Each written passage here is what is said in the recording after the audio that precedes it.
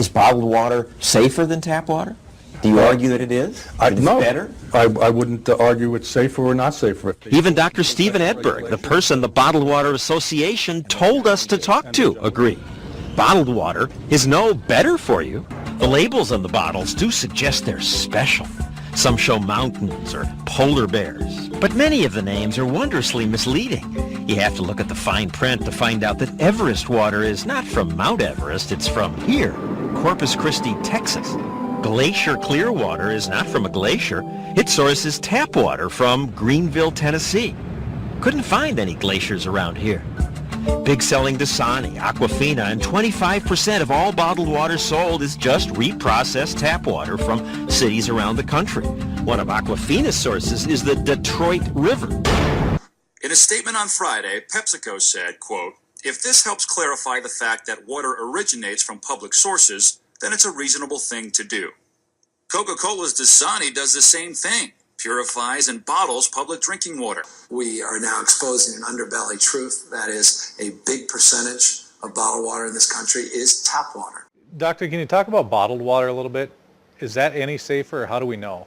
We've gone through and measured a bunch of waters, and Whole Foods, just about the same as tap water in terms of fluoride. How about Trader Joe's? Yep, same as tap water. Well, how about Arrowhead?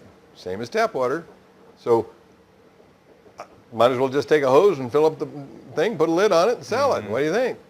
So we got terrible labels, and we've got companies that are willing to take advantage of that. You know, nice, clean-looking label, and basically it's junk water. What about the filters that you can buy at home, the filters that come in refrigerators, that you can put on your faucet, the ones you can put pitchers in the refrigerators, all sorts of filters that you can buy. Do those do anything in terms of taking things like fluoride out? No. Those filters are predominantly made up of carbon, and carbon will remove some of your thihalmethanes and make your water taste better, but they don't remove any of the fluoride. Some people think you can get it out by boiling it. It actually makes it worse. The fluoride stays in the pot, so if you started out and put 2 quarts of water in to make a bowl, a bowl of soup, and you boil it down to 1 quart, twice as much fluoride in the water that's left in the bowl.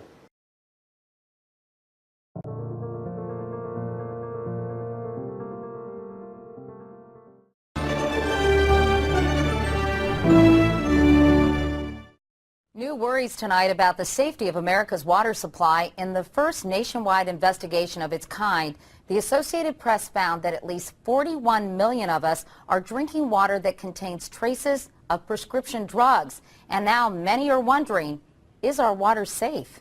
Here's Nancy Cordes. The Associated Press investigation reveals that nearly every drinking water supply in the country that's been tested for pharmaceuticals tested positive. 24 major metropolitan areas from coast to coast.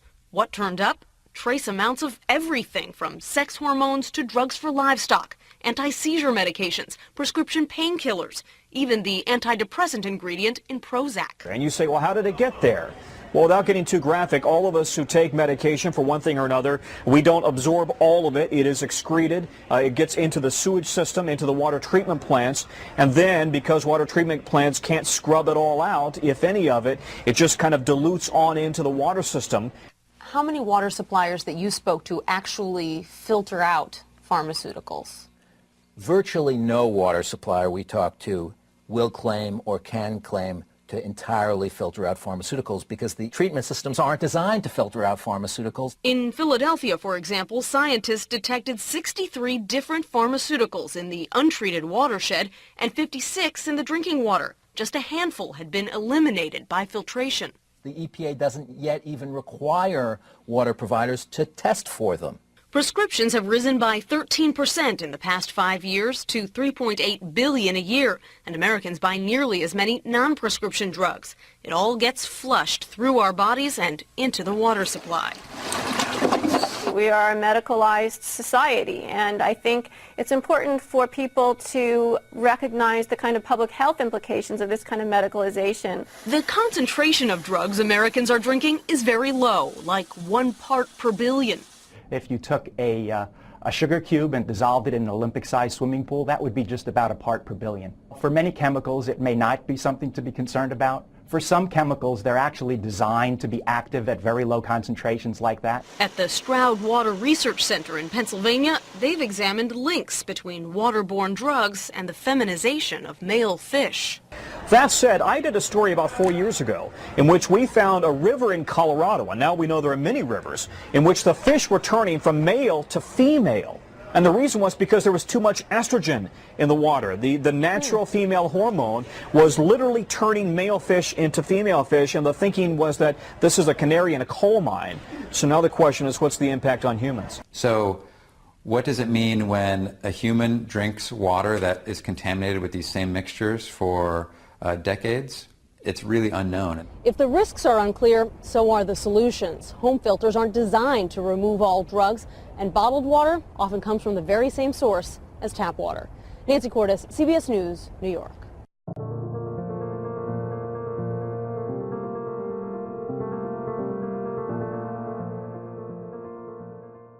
The water crisis in Flint, Michigan will arguably be remembered as one of the most important stories of 2016. Officials say as many as 12,000 children in the city may experience a range of serious health problems after being exposed to drinking water with high levels of lead. The far bigger problem is that thousands of U.S. neighborhoods reportedly have higher lead poisoning levels than Flint. For more details, we cross live to RT's Marina Portnaya. Marina, this is all coming from a Reuters report. They examined lead results testing results across the United States and basically found that Flint, Michigan isn't even the worst of it. What kind of chronic problem are we talking about here?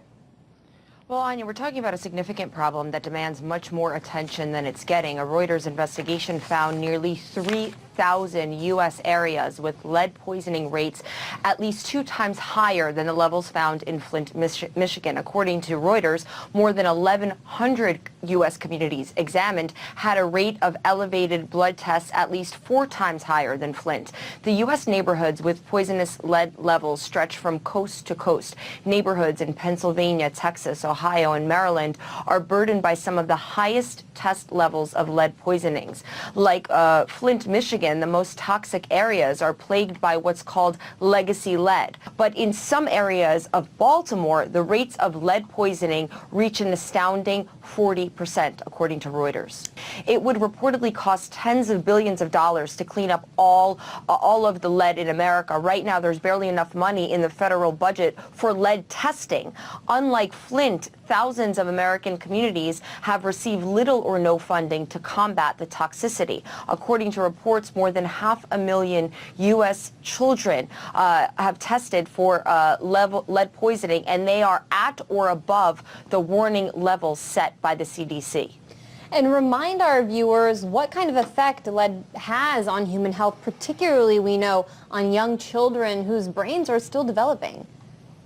That's right. Well, lead is toxic. While some metals can be beneficial in small amounts, the only thing lead does to human health is harm it. Experts say lead is particularly dangerous to young children because it can permanently damage developing brains. Lead poisoning in children has been linked to lower IQs, inability to pay attention, problems with impulse control, among many other things.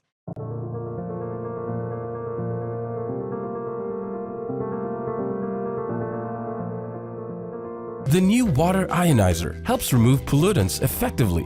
This produces clean, mineralized water with the most difficult contaminants reduced, and we have documented our results. As water ionizers have spread globally, so has demand for the ultimate ionizer filter, capable of advanced contaminant removal while retaining the beneficial alkalizing minerals. Standard treated and untreated tap water still contains urban, agricultural, industrial runoffs, pharmaceuticals, fluorides, and cleaning byproducts from the actual water treatment. You should be asking what type of filter you have in your ionizer. As a company, we decided to dramatically advance the performance of water ionizer filtration. And the result? Literally creating the cleanest and healthiest water possible, because you deserve it. The reason this technology came about was we saw a great opportunity to take everything that our ionizers do and make it even cleaner and healthier for you. Toxins and chemical pollutants destroy our cells. Ionized alkaline water rebuilds our cells. But if we consume ionized water that is not clean of chemical pollutants, we're right back to where we started. The cleanest alkaline ionized water possible, with most harmful contaminants rendered scientifically non-detectable. We have our filtration performance tested at independent certified labs, and I'll never forget the first set of lab reports that came back. I was absolutely in awe at the levels of contamination that were removed, and I mean all across the board. Your VOCs, your organic compounds, your chemicals, your disinfectants, your heavy metals. Yet, everything beneficial such as the calcium, magnesium, potassium remained intact. I was surprised by such a simple device that it could deliver the type of results that it did. Through our supercharged media, trapping contaminants across the board while leaving the beneficial alkalizing minerals intact. Imagine the cleanest and healthiest water. That's the next generation. We took the opportunity to improve filtration, to give you the opportunity to take back your tap. You can now have the cleanest and healthiest water possible.